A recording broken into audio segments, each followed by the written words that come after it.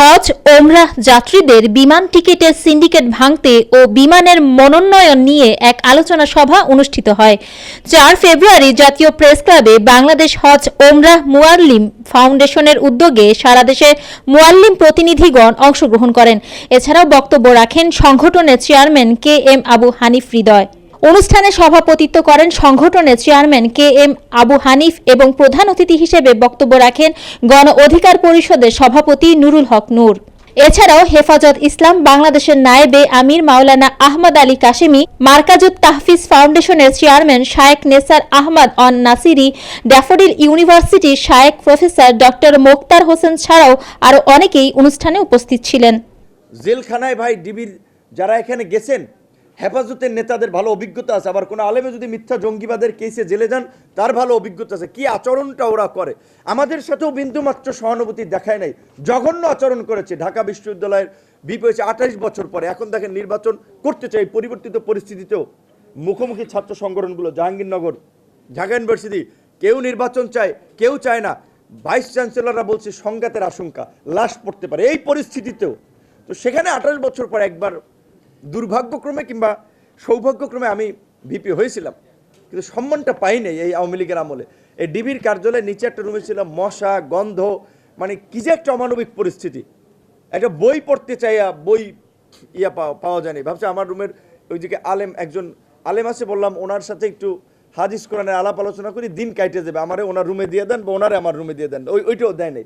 আমরা আশা করি এই হজ এবং ওমরার সিন্ডিকেট সহ বিদেশ যেতে সিন্ডিকেট, এবং বিশেষ করে আমাদের প্রবাসী ভাইরা, দুঃখজনক আপনারা অনেকে জানেন আমরা কথাগুলো বলতেছি, এতদিন তো আওয়ামী লীগের আমলে রাস্তায় দাঁড়ানো লাগতো, খালি এগুলো নিয়ে কাজ হতো না। এখন কিছুটা সরকারকেও চাপ দিয়ে আমরা করাতে পারবো, চাপ আমাদেরকে দিতে হবে আমাদের দাবি আদায়। যে আমাদের প্রবাসী ভাইরা বিল্ডিং নির্মাণের কাজ করে, খেতে খামারে কাজ করে, শ্রমিক যারা হাড় ভাঙা পরিশ্রম করে মরুর দেশে, বিভিন্ন দেশে, তারা এইখান থেকে যেতে আপনার 5 থেকে 6 লাখ 7 লাখ টাকা খরচ যায়। অথচ লিগ্যাল যদি খরচ দেখেন, মাত্র তারা যে কোনো দেশে 1 থেকে 1.5 লাখ টাকা দেওয়া সম্ভব। আর এই যে 6 থেকে 7 লাখ টাকা, এই যে নব্য জমিদার, এই চোরেরা এই টাকার কমিশন নেয়। গতবার দেখেছেন না, নিজাম হাজারি, অর্থমন্ত্রী লোটাস কামাল, সালমান এফ রহমান, এই সমস্ত এই আপনার শক্তিশালী লোকগুলো, উঁচুতলার লোকগুলো সিন্ডিকেট করছে। এইবার আমরা শুনতে পাচ্ছি ওই সিন্ডিকেট এত শক্তিশালী, সব ক্ষেত্রে এখনো সিন্ডিকেট বলবৎ আছে। কোনো সিন্ডিকেটের গায়ে সরকার হাত দিতে পারে নাই, কারণ সরকার দুর্বল, হয়তো পারতেছি না। যে কারণে আমরা আজকে দাবি জানিয়েছি, যদি আপনারা দুর্বলতায় ভোগেন, রাজনৈতিক নেতৃবৃন্দকে নিয়ে, সাহসী নেতৃবৃন্দকে নিয়ে উপদেষ্টা পরিষদ পুনর্গঠন করেন, কিন্তু সিন্ডিকেটের 14 গোষ্ঠী উদ্ধার করতে হবে। সেটা বিমানের ক্ষেত্রে, হজ উমরার ক্ষেত্রে, বিদেশে কর্মী পাঠানোর ক্ষেত্রে, স্বাস্থ্য ক্ষেত্রে, বিভিন্ন ক্ষেত্রে সিন্ডিকেটের গোষ্ঠী উদ্ধার করতে হবে। এই সরকারকেই সেটা করতে হবে। রাজনৈতিক সরকার তো সিন্ডিকেট পালে, সিন্ডিকেটকে সমর্থন দেয়, কারণ রাজনৈতিক দল চালাইতে, নেতাকর্মী পালতে তারা টাকা পয়সা খরচ করে। তো এই জন্য আমরা বলছি এই রাজনীতির আমরা একটা পরিবর্তন চাই। বিগত সরকার, বিগত দল চলে গেছে, আমরা স্বাধীন হয়ে গেছি।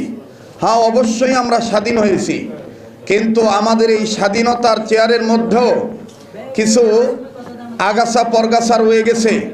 যেই আগাছা পরগাছার কারণে এখনো ভিন্ন ভিন্ন ধরনের ব্যক্তি এবং কিছু কিছু ডাকাতদের কারণে, কিছু কিছু লাল চক্ষুওয়ালাদের কারণে, লুবি ব্যক্তিদের কারণে আমাদের অনেক সম্মানিত ব্যক্তিদের সম্মান আঘাত হচ্ছে। আমরা মনে করি জুইফুর রহমান, হজ্জে বাইতুল্লাহ যারা করেন, যারা হজে উমরায় যান, এদের চাইতে সম্মানিত ব্যক্তি আর কেউ নাই। যখন এই সরকার পালানোর পথ খুঁজছে, ওই সময়ের কথা বলতেছি, এদের এত সাহস, এত দুর্নীতি এরা করছে যে পালাইবার 2 দিন আগেও আমাদেরকে টিকিটের দাম বলে 1.5 লাখ টাকা একজনের, শুধু যাওয়ার টিকিট। বিপি নূরের মাধ্যমে আমরা আদায় করে নিতে চাই। আমরা যতই শক্তিশালী, যতই ক্ষমতাধর হই, আমাদের যদি লাগে পরিশ্রম করতে সারাদিন, বিপির লাগবে 1 ঘন্টা। আমাদের নায়েবে আমির হেফাজতে ইসলামের তিনি বলেছেন যে 50,000 টাকার বেশি টিকিটের মূল্য হতে পারে না। আরে ভাই আমরা এমন একটা জায়গায় আছি, শুধু টিকিট না, 50,000 টাকার টিকিট 1 লক্ষ প্লাস হয়েছে। তার মধ্যে বিমানগুলিতে কিছু বিমানে দেয় একটা বার্গার, কিছু বিমানে খাবার থাকে না, কিছু বিমানে দেয় নষ্ট বিরিয়ানি। এইগুলো বিমানের মান উন্নয়ন হাজিদের জন্য দুঃখের বিষয়, খুব কষ্টের বিষয়। হজে কে যায়? আমার বাবা, আপনার বাবা, আমার মা, আপনার মা। আমার মা বাবারা আজকে এত কষ্ট করবে বিমানের যাত্রী হয়ে, তারা সারা জীবন শুনে বিমানে ভিআইপি সেবা থাকে, কিন্তু ভিআইপি বিমানে ক্রুগুলি আর পাইলটগুলির বাপ দেখলে মনে হয় যে তারা একদম পুরো রাজ্যতে তারা আমাদেরকে বিশাল রাজে সেবা দিবে। টিকিট আমি নিজে ভুক্তভোগী, প্রতি বছরই রমজানের মাঝে বা রমজানের আগে মিলে উমরায় যাওয়ার চিন্তা করি। আমরা গরিব মানুষ, খুব অল্প খরচে যদি যেতে পারি, টিকিটের খরচে প্রায় লক্ষাধিক। আপ ডাউন টিকিটের খরচ 1 লক্ষ টাকা।